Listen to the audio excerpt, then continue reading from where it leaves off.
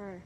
Hi everybody, I have a message to share with you that the Lord said, let me speak to you. Let me speak to you, Sister Samantha.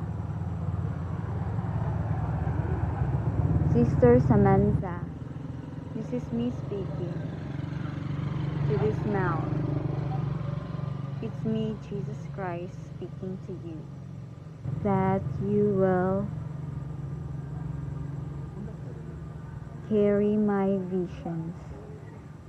You will carry a good tidings.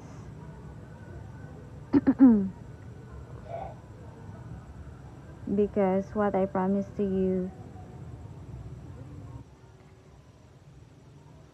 is already happened.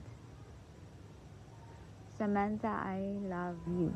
This is me speaking to this mouth. It is me, Jesus Christ, speaking to you. That you don't have to worry about your future. Your goals are coming up.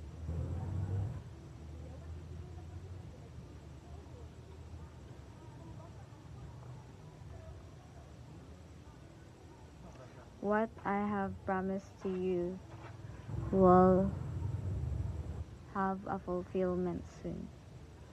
Samantha, you need to walk in holiness because I'm going to use you.